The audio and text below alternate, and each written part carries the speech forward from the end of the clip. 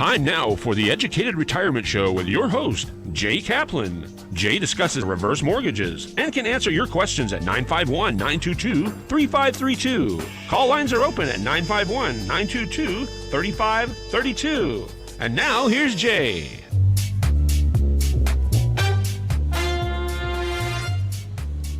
Yep, here's Jay, and I do want your questions, but I think you have to call in first before I know what the questions are. Now, if you don't like reverse mortgages or think there's something wrong with them, then I really want to talk to you, and I think that would be a great conversation. But like Sean and I were just talking, sometimes the right and the left don't like to talk to each other that much, and I think we, as a people, deserve a lot more talking back and forth. In any case, welcome to the Educated Retirement Radio Show here on KMET 1490 AM, where we contemplate retirement, how to best prepare for retirement, and how to stay busy and best happily retired. So today we are joined by Joe Franco, or well, let's get serious here. Joseph Franco, another repeat offender who's going to talk to us about small, medium-sized businesses from my financial point of view and how to best work and operate such businesses and easy way to keep them going. So also want to give a quick shout out to Chris Bissonette for telling us about that book last week. And here it is. I actually bought it, ordered it, got it the next day. And it's pretty cool. It's kind of like all the original notes from Project Blue Book, except unredacted. And has a lot of the very silly excuses that we were told. Of course, you want to pay tribute to Kirk Douglas, but, you know, everybody's actually doing that, so I guess we don't need to do a lot of that. But for me, the first movie that comes to mind is The Bad and the Beautiful, and the music that goes with it, of course, too. I think it was David Raskin, was it not? I'm not sure. Somebody could tell me if they want to. But what's really important to me is the fact that Spartacus brings together Kirk Douglas and Stanley Kubrick. And of course, we talk a lot about Kubrick in our shows here, not only because of the moon thing, but because him being a fantastic director. But it's because of Douglas that the Blacklist was finally retired by hiring James Dalton Trumbo to write the script for Spartacus and actually use his own name. That's a big deal. And I know it was a while ago, but very important lesson to learn. Oh, you know what I read? I'm going to read this right straight to you because it's kind of cool. A company called Spin Launch. Remember last week we talked about there being a centrifuge in my skull because, you know, the brain was so small. Spin Launch is a space company that took up residence in a Long Beach warehouse, and it's building a giant centrifuge that will sling rockets into space, or I guess will sling satellites into space. The firm's founder and chief executive predicts the system will be able to do 5 launches a day, whereas most rocket companies can't do that in a month. So please call me, email, or visit www.drheckham.com or www.theeducatedretirementradio.com, or just email me, bestloantoday@gmail.com, bestloantoday@gmail.com. My phone number, 866-955-2233. That's the off-air number, 866-955-2233.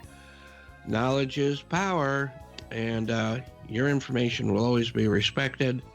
Won't be sharing it or won't keep bugging you. So know the facts, compare the numbers, it's not religion, it's math. Now, but it's more than just math, because it's not just the numbers. It's what happens to your life after you do it.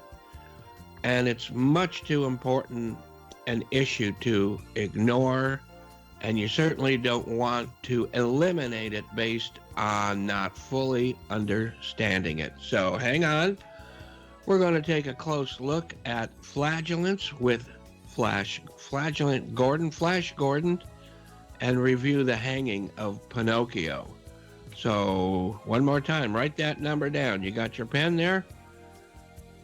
866-955-2233. And do I have a day job? I do. I know, that's lucky. My NMLS number is 384565 at a company called The Loan Source.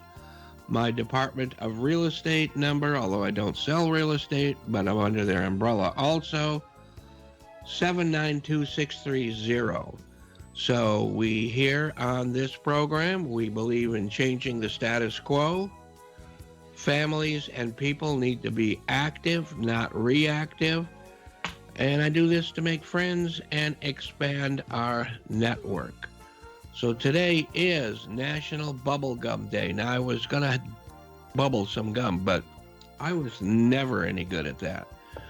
But it is said that there is something about keeping the jaw closed and chewing that makes the brain focus and concentrate. I guess that's what I don't do. You could do chewing tobacco too, though, couldn't you? Anyway, make yourself more focused. So originally, bubble gum was called Blibber Blubber. I kind of like that. Blibber Blubber, and that was in 1926. And it wasn't very good stuff because it just kind of attached itself to the chewer's face. Now, it might make me look better, but most people, that wasn't the case. And that was fixed by a guy named Walter Dremmer in 1928, calling it Double Bubble. And that's still what's there today, Double Bubble. We still use the same formula. And Sean, do you remember, and I don't know, do you do bubble gum? No, I sure don't.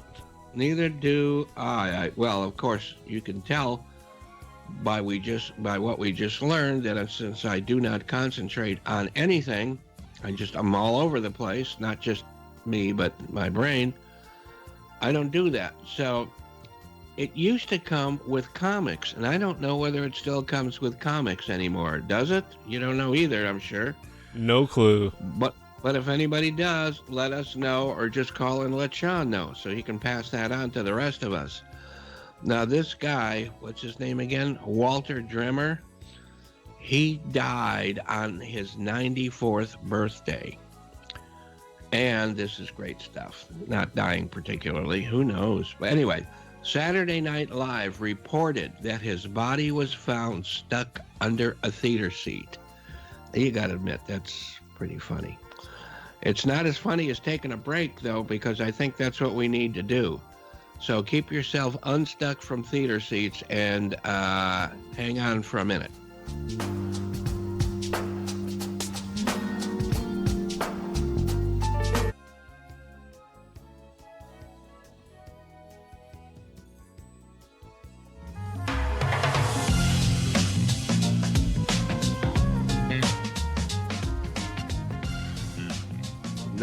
Nice music there. A lot of strength to that music. But let's get back to the Educated Retirement Radio here on KMET, the Mighty Met. Oh, Sean, just to let you know, I looked up KMET and I found some stuff about the Mighty Met. So anyway, that's pretty cool. We have history, not just because I'm old, but we have history. Look us up, not KMET, but me up. I look them up too. The Educated Retirement Radio.com. And again, one more quick, 866-955-2233, 866-955-2233 to discuss ideas. And why?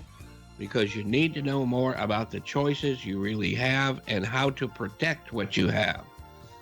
I have a team of experts, and you're going to listen to one or hear one today, that can and will help you. So please make use of them. Call me, and I can direct you to anyone who you hear on this show and others, or just ask for their numbers if you don't see them, if you don't look at the YouTube channel or whatever and go back into history. Speaking of history, whose birthday is it today? Buster Crabbe. And Buster busted into this world in 1908 and flew away in 1983. So, yeah, decent lifetime. He was born Clarence Lyndon Crabbe, and he was a two-time Olympic swimmer champion, gold medalist, who starred in over 100 films. He portrayed Tarzan, Flash Gordon, and Buck Rogers. The only actor really to play the three most popular pulp fiction heroes of the 1930s. I think they're still heroes. I think we need to see some more Buck Rogers and Flash Gordon. But Tarzan, the Fearless from 1933 was one of the serials lasting 12 episodes, and they were usually on Saturday. Sean, I don't think you're young enough to remember that, but I used to love to go to the movies on Saturday matinees to see, you'd see two movies, you'd see a cartoon, you'd see a newsreel, and you would usually see like a 15 or 20 minute episode of one of these adventures that would always leave you cliffhanging at the end. Although Cliffhanger was a pretty good movie, I think one of the best that Stallone did. Anyway, that's not what we're talking about. But that was, and you know what? It kept people coming back. You didn't want to miss one. Even if you didn't want to see the movies, you still wanted to pay your 25 cents to get into the theater. So Flash Gordon in 1938 was the original one, just called Flash Gordon, most expensive, costing $350,000. That was big time. Now they're in the millions and billions, but that was for sets and special effects. And he saved $3,700 from his acting to pay for law school in case his contract was not renewed. Now, again, you know, I like to show Laserdisc if I can, because on account of they're bigger. So there's the first one that came out, just called Flash Gordon, $350,000 worth. And here's the second one. What was the sub name to that? Uncut. Oh, Trip to Mars. So Flash is going to take a trip to Mars. And Sean, you know they were taking names for people volunteering to go to Mars. Would you be on that list? No, I don't think so. I don't know. I thought about, I'm too old. They never take me. People are always saying, well, it's a one-way trip, but that's not necessarily true. I mean, but that's another show, as Alton Brown would say. That's another show. Charles Dickens was also born on this day in 1812 and lived to 1870. So he wasn't around, well, whatever, in those days. But, you do hear about some people in those days living very long lives. So Charles, or Chuck, as we'll call him here, is known as the greatest novelist of the Victorian age, and he was a school dropout. So remember, school's important, but don't give up if you're not in school. So he dropped out when his father was incarcerated in debtor's prison, which I've barely kept out of a lot of my life. Now, one of the most popular novel while Dickens was alive was Little Dorrit. And that has to do with debtor's prison. And it's getting too heavy for me to carry these things. There's been a couple of productions of this. Usually longer ones, most of them, like this one from the BBC, and highly recommended. So certainly no reason to go through all of the books of Chuck, but we can go through some of the great films from those books, and what comes to mind is David Lean's films of the Dickens novels, and like Great Expectations, which I think is still one of my favorite films no matter what. Then there was Oliver and so many more, not to mention so many more versions of the same ones. So both of those, Great Expectations and Oliver, they were with Alec Guinness, who also co-wrote the screenplays as a very young man. And it included that amazing role of him playing Fagin, making him look about 50 years older than he really was. And that role was done much later, again, in the Carol Reed directed version of that, which used Ron Moody as Fagin, another great performance. So, by the way, Guinness also gave a tremendous performance in Little Dorrit. I mean, really good, in that BBC thing that was there.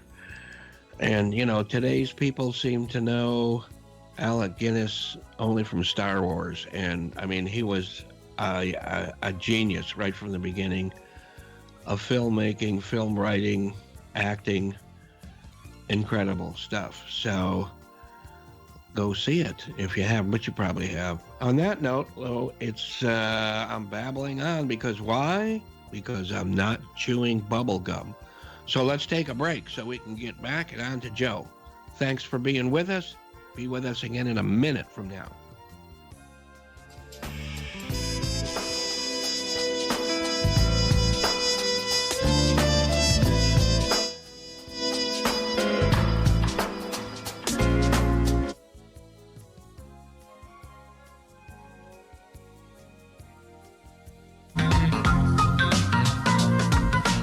Welcome back to The Educated Retirement, here with me, Jay Kaplan, and we're getting ready to bring in our guest, Joe. Now, before I saw it was getting close to the bottom of the hour, so I wanted to bring Joe in, and I'm going to finish up the things about the two more movies I was going to talk about quickly here. And then we'll still be on to Joe at the bottom of the hour, or very close to it. So this is going to be a couple of strange things, though. So it's worth talking about. On this day in history, two really great movies were released. Pinocchio in 1940, and of course, I got this, which just. Well, where are you? Okay. See? That's Pinocchio, in case you don't know. Okay, now. And there's a better one of Pinocchio. Well, maybe not better, but different. In any case, this Pinocchio is a picture disc. I've got probably a whole set of them. They ain't worth a whole lot, but there they are. Okay. This was Walt Disney's second animated full-length film. In fact, it was the second fully animated or fully-length animated film ever. A groundbreaking achievement using rotoscoping, which we're not going to get into this time, but we will in the future. We've got some guests, some past clients, I'm sure can add a lot to what that is and why. But Pinocchio was the first animated film to win an Academy Award for Original Song and Best Song. Walt Disney himself won an honorary Oscar in 1939. And it was based on an 1883 fairy tale called, guess what, Pinocchio, written by Carlo Collodi, Collodi. And it was a much darker tale. Pinocchio was stabbed and hung by assassins, rescued and turned into a real boy by a child with blue hair, whoever that is. Jiminy Cricket was hit by a hammer by Pinocchio by mistake while Jiminy was giving him good advice. And Sean and Joe, you thought you knew Pinocchio, right? This is Pinocchio, a pretty dark story. The voice of the whale, Monstro, was the same voice as Tony the Tiger, and his name was Thurl Ravenscroft, not to be confused with Ravenswood of Indiana Jones fame. Also, he's also featured in the Haunted Mansion Disneyland as one of the voices. Now, here's another upside-down kind of story that's not quite what we thought in if we look at all. Here we go. Mel.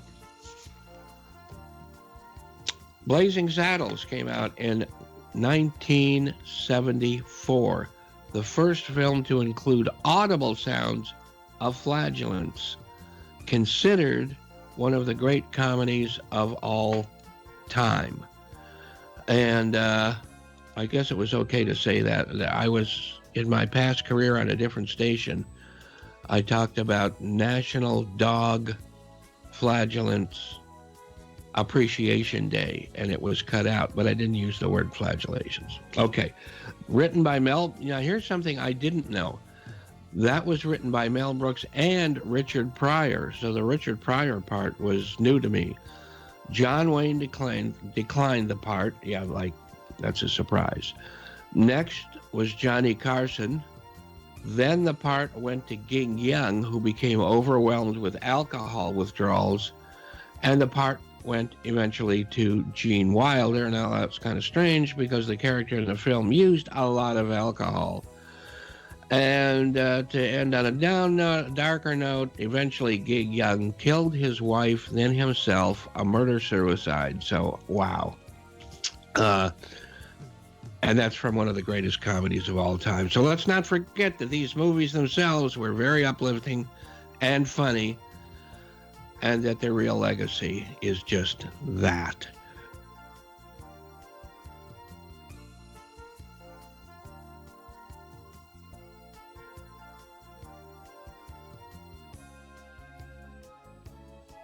So with that, let's say hello to Joe.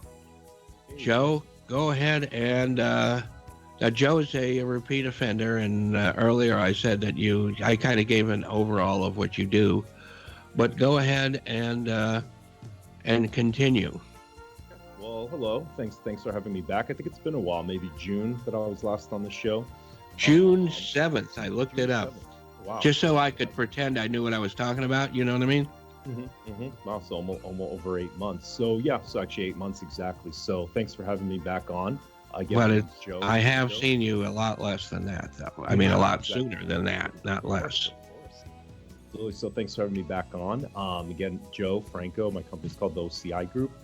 We do basically all accounting for businesses, systems implementation, financial statements, tracking invoices, accounts payable, and of course corporate and LLC tax. So all business accounting, and we're industry agnostic, retail, online retail, e-commerce, professional services, social media, manufacturing, distribution. So yeah. So you're like a whole financial department on wheels, right? Exactly. Everything's pretty much done remotely. We come to clients as needed, but have calculator will travel kind of thing. Exactly. Yeah. Yeah. So tell people how they can get a hold of you, and then we'll repeat that later, but I don't want to forget, so hit it. Oh, of course. Our website is www.theocigroup.com. That's THEOCIGROUP.com, theocigroup.com, or you can call the office at 424-256-6458. Now, I've got some questions, but I'd rather... I'd rather you talk a little too, but I just to throw in a little bit, and then let you take most of it. What do you think? Well, what do you think of I yap a lot about old people because I are one. You are not one. But staying busy by being healthy. And by staying busy, they can run their electric trains, they can play their music, but they can also start a business. Okay? And starting a business doesn't always take a huge amount of money. It takes some knowledge, which as many people have, most people have, if you've survived all this time. And, if you don't want to work on it day and night, you want somebody else to handle the financial part of it. So I think that would be, I think what you're offering could really help. So you're offering people to stay healthier and live longer. Thank you. That could just help. Yeah, just keep their business healthy, keep it up to date. It's like a fighter basically has to stay in fighting shape. They have to keep working out, keep training, or any athlete, they have to stay in athletic shape. My sport is rolling down hills, and I keep in real great shape for that. There you go. Yeah. So, yeah. Basketball players, football players, baseball players, they can't sit around during the off season. They keep training, they maintain their health. Same thing with the business. You just have to stay in tip-top shape. Maintain your financials, maintain your books, always be ready to report for, say, a line of credit, a bank loan you want to get, investor capital. So it's the same context, just staying healthy throughout the life of the business. Now, do you also have contacts for some of these other, for bringing, if you need capital or franchising or things like that? Can people contact you to find out about those opportunities? Yes, so we work with a lot of bankers, a lot of investors that are always looking to invest or lend money to businesses. For franchising, we do have in our network franchise attorneys that help them with seeking out right negotiations and agreements with a franchise. So yeah, absolutely. Yeah, and I don't want to dominate with my questions, but what I do deals with old people, and I almost said that word that I was told not to that time. But anyway, old people, and I always try to find ways to keep them busy and to keep working. And a lot of them are business people from before and whatever. But staying busy, like I said, is important. But you don't want to be overwhelmed sometimes with all the work that goes into it. You don't want to have to buy software for accounting or have to put all the inputs every day. So that's where you can really help out a lot. And, like I said, I don't want to just harp on old people staying busy and you making it easier to do that. But in general, you help everybody. Right. Is there any kind of business more than the others that just from a curiosity point of view, what seems to be popular? I'd say more popular right now is a lot of online retailers. Well, sure. A few years ago, more companies were doing or were doing distribution. They were buying, selling to distributors, selling to stores. But it's just become challenging. The margins are really thin.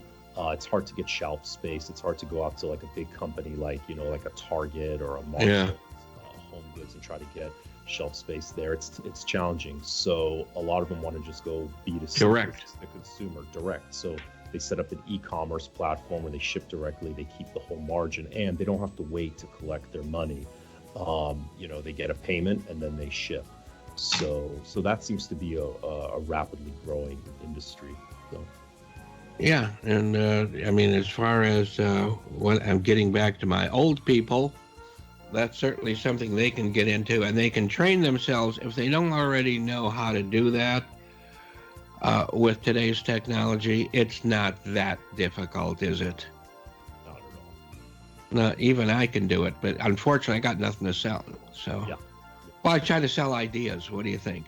And I do it this way. I don't need accounting, but I should. If I sold something, I'd be all over calling you. Well, we all sell ourselves. Ultimately, you sell yourself. Oh, there you go. But you sell yourself. You are your own product. Your customers are your product. But in terms of logistics, the shirts or the electronics or the toys or the gizmos or the car parts that you want to ship, those are just the tools to reach your customers. You're ultimately selling yourself to your customer. Yeah. So your experience, your knowledge. Mm. So you're in, or you can do, I bet, I was going to say you're in just about all the geographical areas you can get into, but I bet a lot of times you don't even have to, do you? No, more and more often, I mean, you're a nice guy to meet face to face. I know that. appreciate that. Thank you. But more and more often, people are finding us online, and people have become so much more comfortable just transmitting their information. Obviously, they do their due diligence. They look at the website. They check out our Sure. background, LinkedIn, whatnot. They may ask for references, which we're happy to give to clients. And ultimately, after they do their due diligence, they're completely comfortable just transmitting everything online. So even if we offer like, hey, do you want to come into the office? Do you want to meet us? Can we go get lunch? They say, yeah, sure. Maybe later, but let's just get started.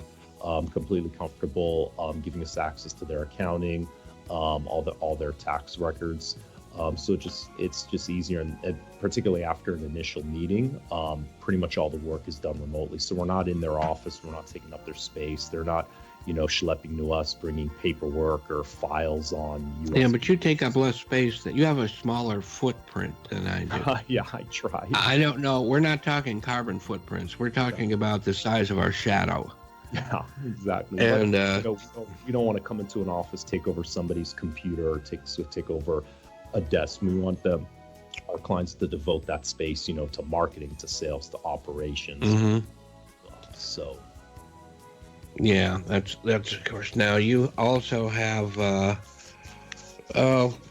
let's say somebody doesn't know anything at all about the accounting and what might be involved in a certain kind of, let's say somebody wants to get into publishing, or somebody wants to get into, well, if you get into healthcare, it's a bigger deal, but you can handle that too. Services are usually perhaps a little more complicated than just selling goods over the internet, but both kinds of things I think can appeal to everyone, not just the older people. Some of those people are going to have experience in the field, but if they don't have any experience in the field, or they are not familiar with types of accounting, you can help them get started with that too, correct? yeah, absolutely. I mean, the key things to starting a business is obviously to have the drive for it, the experience, and the knowledge. All the other things, accounting, administration, the right e-commerce platform. To a business, that's all busy work. So you can always find a solution. Yeah. That's what we specialize in, helping companies set up the proper system for their size and scale. And not getting stymied by what shouldn't be their problem anyway. Yeah, they don't have to go searching around, testing systems, figuring out what they need or what they don't need. Because on the one hand, they don't want a system that's too limited for them, that's not giving them the options they need. But on the other hand, they don't want to overpay for something that they don't need with too many. So you will help them be more successful in spending their hard-earned cash, or whatever little or amount it is, on the best product for their immediate and their future that you can see. So you're helping them right there. Yeah, absolutely. We can start small businesses from something as simple as a QuickBooks Online, which can start at $10-11 a month, and if they need all the bells and whistles and inventory management and this and that, go to $7. Now I used it really just depends on. Go ahead. Yeah, it really just depends on what they need, and we also help clients that have been in business a while graduate up to a bigger system, say a Sage or a Microsoft Dynamics. Yeah. Now Sage, is that what I used to use, a Mass 90, or now it's Mass 3000 or something? yeah, Mass 500 or Sage 500. Yeah, okay. Well, I used QuickBooks for a while until it ran out of space, but I understand that's not going to happen anymore. But the point I was trying to make was that what seems easy, because, you can look on television and see Danny DeVito talk about how easy QuickBooks is. That's fine. It might be easy compared to Sage, but it may not be so easy if you haven't been brought up with accounting principles. It's like when you work on anything on the computer. If you know Windows and you know how to use Word, some of the same commands will be good on a whole slew of different softwares. But if you don't know the basic language, QuickBooks can be tough to learn. Absolutely. In theory, anything can be easy. I mean, adding a bathroom to your house can be easy, but do you want to spend so much time and so much guesswork and have to go back and forth to the hardware store getting, one piece of plywool, one counter at a time, when a professional can just come in, get it done, and you can do things with your time. So, also, after it's easy, but is that really where you want to spend your time? Sales, marketing, business development. They're good advertisements. They get you to buy it, but once you buy it, you need help. Sure, absolutely. And not only that, once you understand it completely, which you never will, because not everybody's going to use everything in there. You don't want to spend the time. I mean, if you have to do your own payroll and this and that, whatever, it takes forever. Absolutely. You still have to input everything that's going to come out the other end. Things don't magically come out the other end without putting them in first. Exactly. So it is time, and when you're running a business, time is money. Yeah. So where do you want to spend your time? Do you want to do you want to spend developing your business, developing your marketing, reaching out to your customers, improving your product or service, managing and improving your staff, or do you want to spend it punching in numbers, doing something that's not your core competency? Yeah, that's right. Because I know it took me, sometimes I'd have to take a half a day out just to put information in. Well, I started out years and years ago doing payroll with these ledger things that were about, they were about 3 feet wide. Oh, yeah. That was before you opened the cover, and all these little layover things. But that's just memories from an old man. So, yeah. You want to do all those things, and it's probably better if you do everything in one place and have one person who's responsible, and that would be you. Yeah, I hope so. Yeah, that would be you. Tell us how to get a hold of you one more time, and maybe twice, but this is one more time now. Sure. Our website, www.theocigroup.com, theocigroup.com, or you can call us 424-256-6458. We're based in West Los Angeles, but we work with clients virtually anywhere. We have clients in Los Angeles, of course, clients in Northern California, and as far away, we have clients that are in France. All right. I don't have to move to France to deal with you, though, right? Although, it'd be, I'd like wherever you want. As long really? As you have as long as you have an internet connection. Okay. You think my wife will let me move wherever I want? I can't get out of here. I bought this house in 1988, May of 1988, thinking I'd be here 3 years, max. Not how it goes. Yeah, sometimes it goes that way. So whatever you think, which makes you think that, okay, I don't need any help getting my financial part of my business or my work put together, because things don't work out the way you always think they will. So always get somebody who's not going to, dry you, make you run out of money real quick. Yeah. Somebody who's reasonable, and let that person, like Joe, take care of that part of the business so you can concentrate on development of that business, on other ideas, on what it takes to keep you and your clients or customers happy. And, it's just so important to be efficient that way. And you offer efficiency in that, because people, it's an art or a science, whichever way you want to put it. I think the two kind of run together a lot, to handle the accounting.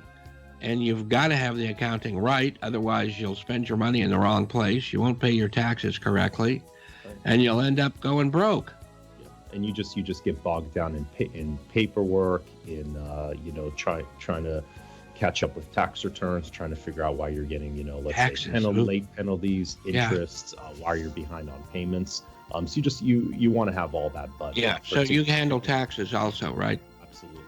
Corporate, the corporate or the business. They're not all corporations, right? Some people are just sole proprietors or partners or whatever, right? Yeah, sole proprietors, single member LLCs, absolutely. Yeah, so you got them across the board. And you think online marketing or online sales is really going strong for distribution and sale of items? Of course, there's two different levels. there's distribution, which is, well, Amazon kind of took over that, but they're not alone anymore.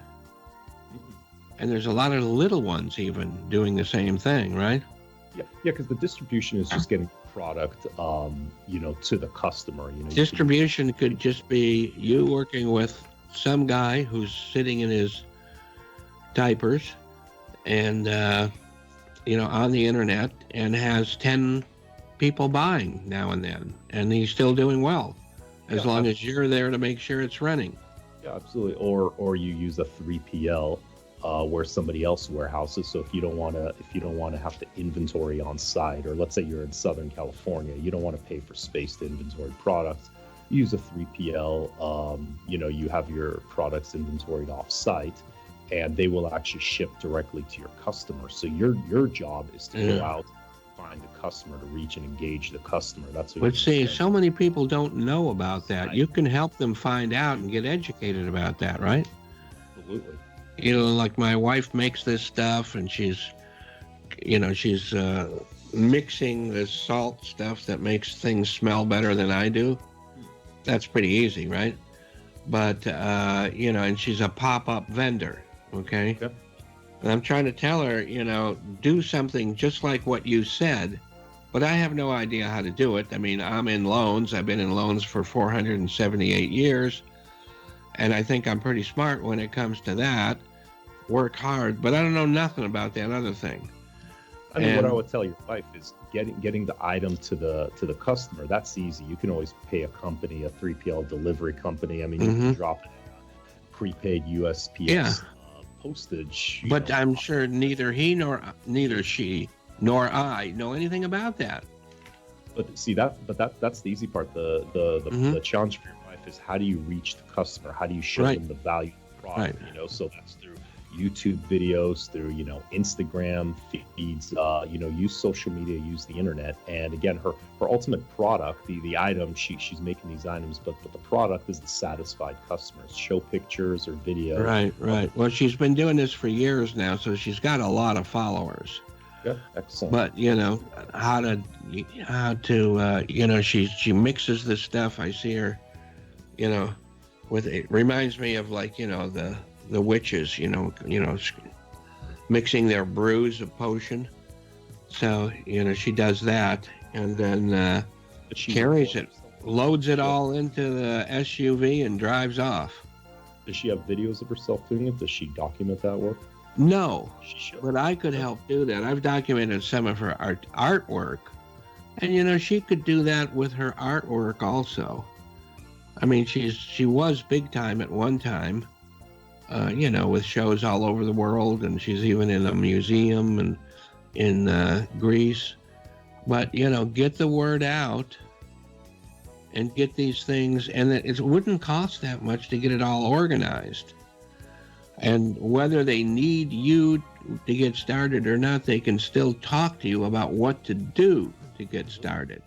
And that's where, you can solve so many problems, even if they don't end up using you, or maybe they'll use you a year from now after they get a little busier.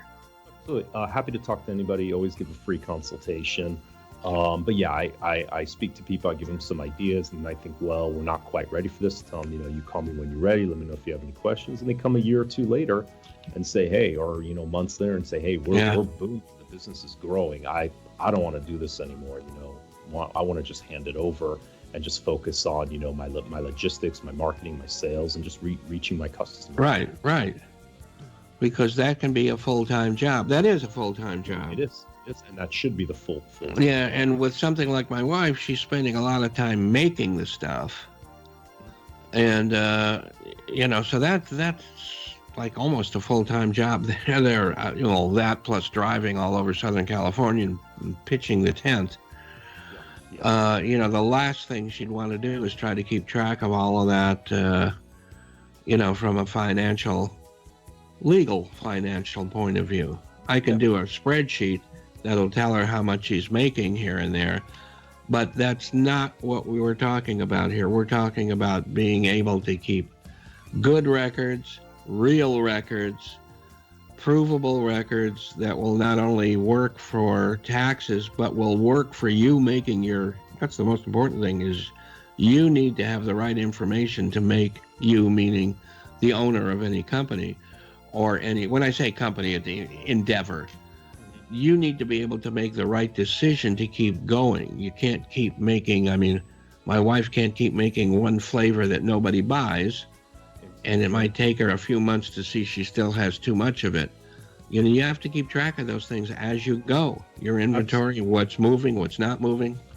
Absolutely. Data is so valuable. So you want to keep track. You want to keep track of all your expenses. You want to track your customers, what they're buying, what products are giving you the best return, or what services are giving you the best return, and decide where do you want to put your resources and your focus in the stuff that sells best or the stuff. Yeah. Now she's got a great accounting system right now. Let me just use some round numbers, okay? So if she just paid, let's say she paid $200 for the space, the electricity, and all the raw materials, all right?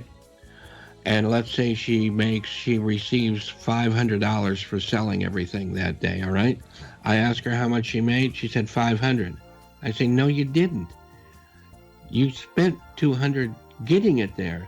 And of course she says, well, when I went there this morning, I didn't have the $500. Now I do. Therefore, I made $500. I don't think that's going to work too well. Well, the revenues were $500. That's I know. There's also cost of goods sold and overhead expenses. So. I know, that's crazy. Makes her feel good. Yeah. But that not necessarily going to tell her what her next best step is. Right. So the next question I would ask is which products, because obviously the expenses are the expenses. You got your rent, you got your space, you got your utilities, but which products generated that $500, and which of that $500, which products generated that money the fastest? That's what you should focus on. And you don't need to have a million SKUs, a million combinations. No, and you could sell 100 of one things and only make 50 cents a piece, and you can sell only 20 of another and make $6 a piece, and there's a difference. You get excited over sales, but every sale doesn't equal every other sale.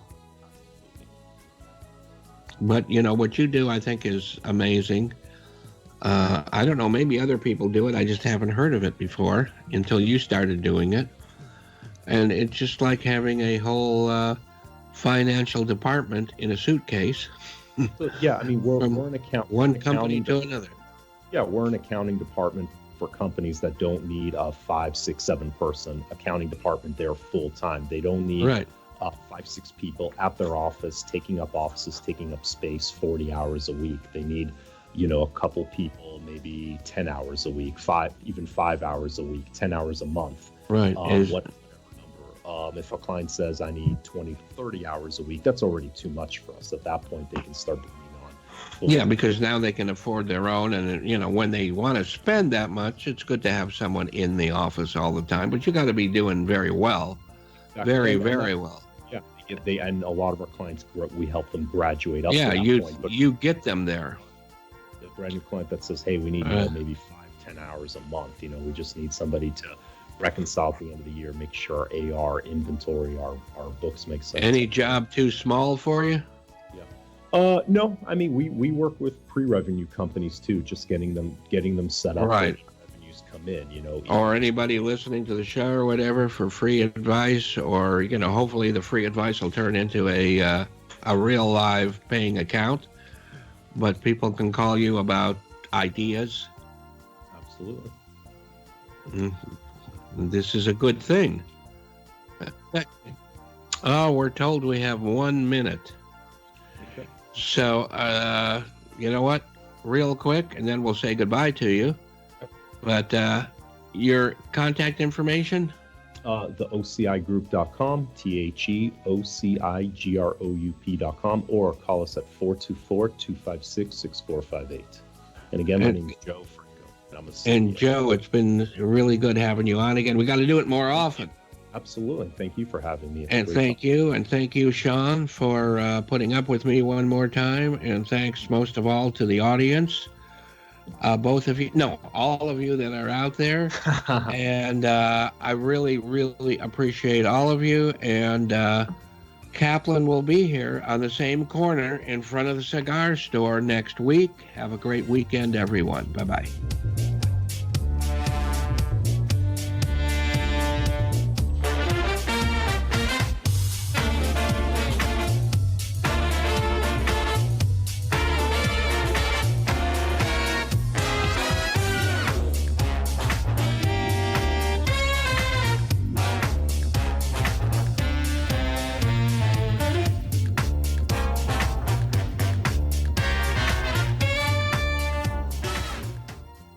You've been listening to